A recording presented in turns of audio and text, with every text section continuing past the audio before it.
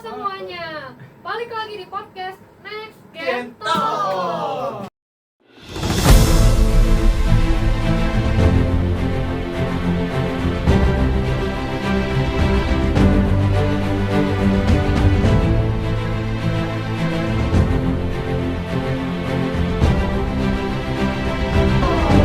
Next Generation Talk and Reading Knowledge Series. Tapi dengan ada isinya.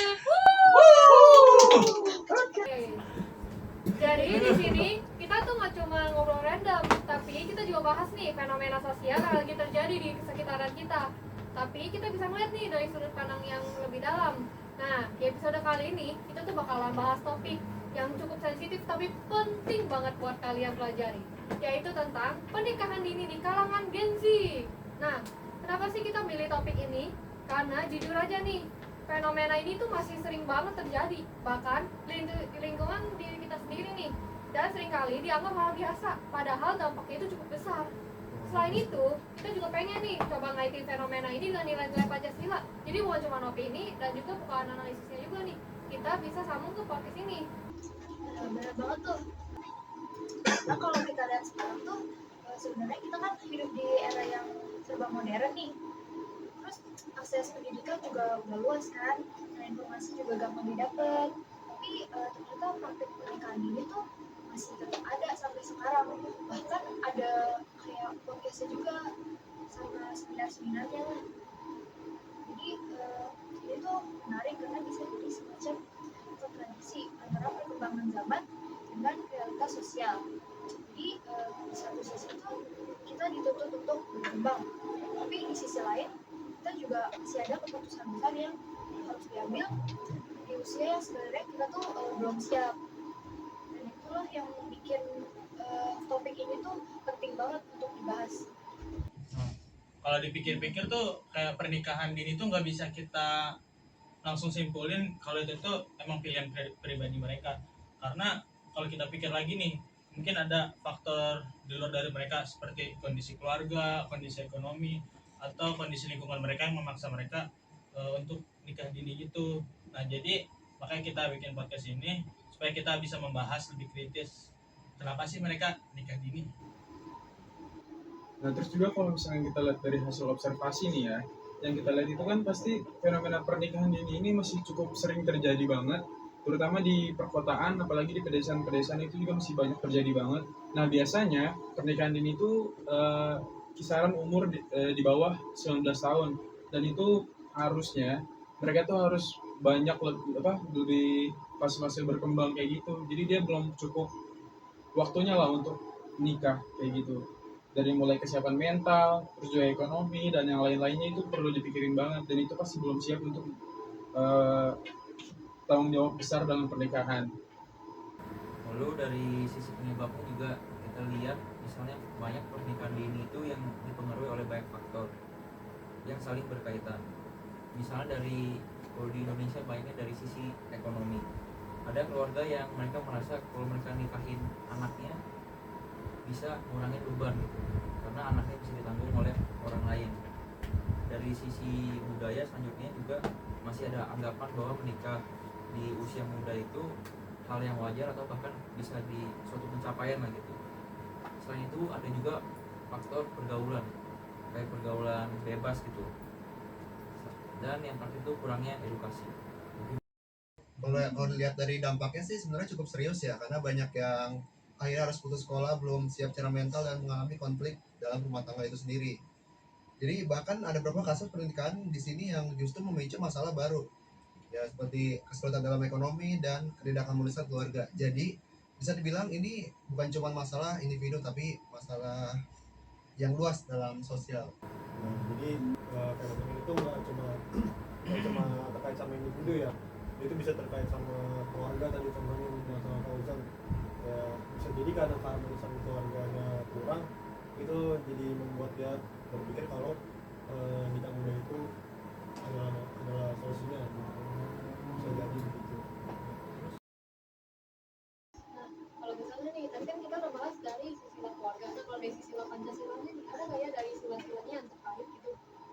Kalau kita coba kaitkan dengan sila pertama, yaitu ketuhanan sebenarnya kalau pernikahan itu memang sesuatu yang sakral, namun juga dianjurkan ya Pak dalam agama juga itu untuk menikah gitu kan.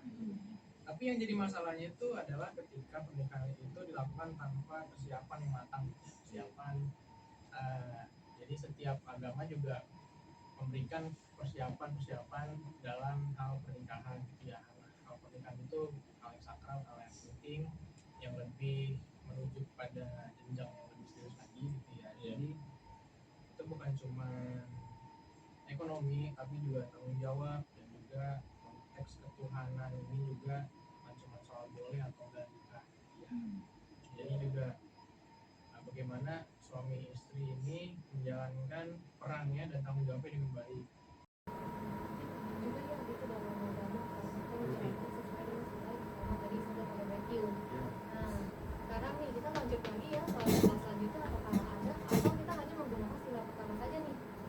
Pastinya ada dong dari sila kedua yang bunyinya itu manusia yang adil dan beradab. Nah, kita bisa lihat bahwa pernikahan ini seringkali berdampaknya sama hilangnya hak seseorang, apalagi usia yang masih sangat muda.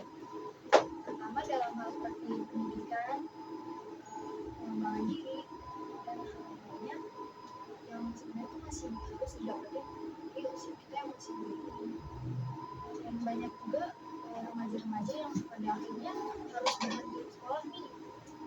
Sedangkan kita nih masih ada masa kuliah, mereka juga pasti kan ngerasa kalau mereka kuliah tuh kayaknya lebih enak ya daripada langsung nikah gitu.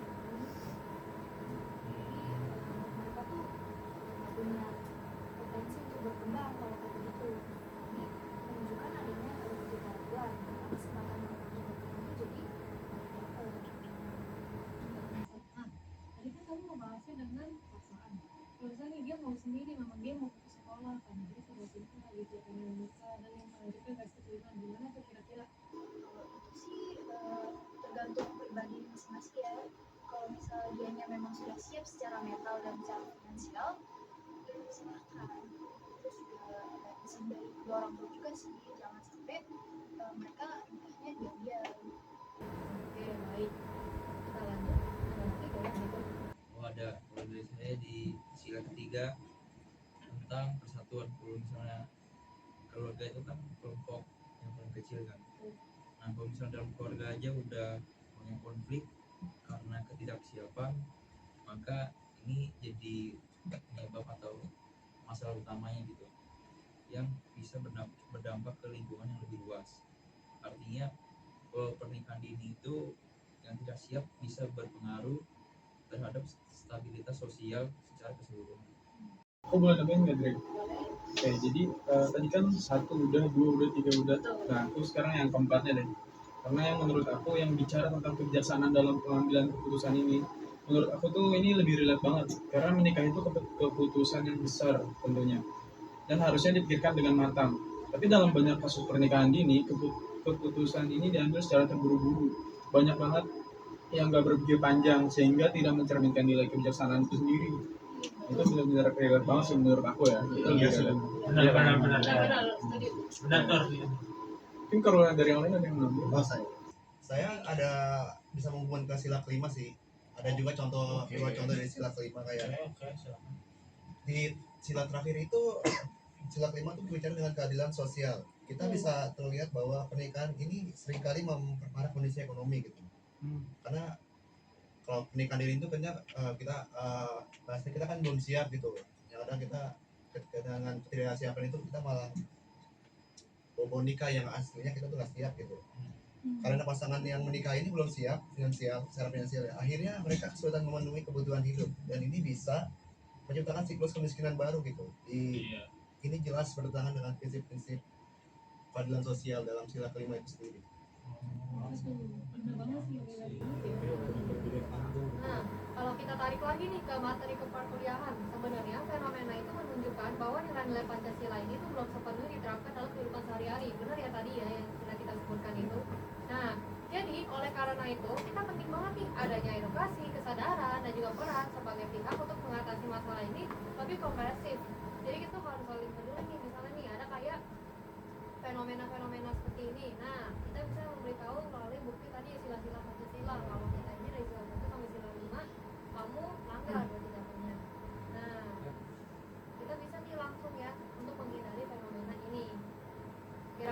ada yang tahu kan dari pembahasannya ini tuh kita ada apa aja yang mencakup?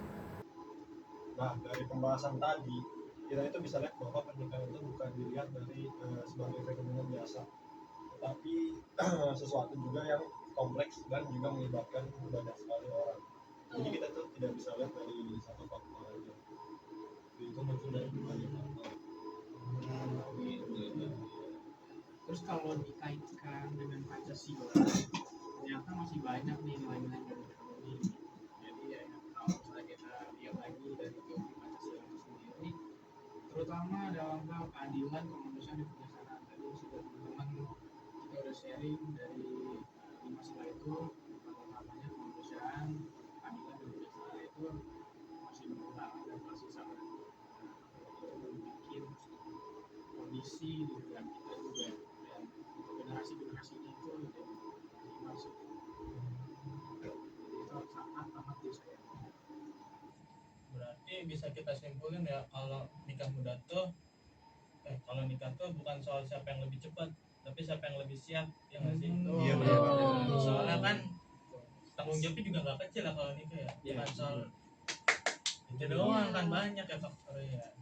Jadi jangan beranak sebelum berkembang ya. Wah, berarti berkembang. Makanya penting banget nih buat kita sebagai generasi muda ini harus lebih bijak nih dalam mengambil keputusan dan jangan gampang terpengaruh dengan anak usia FOMO.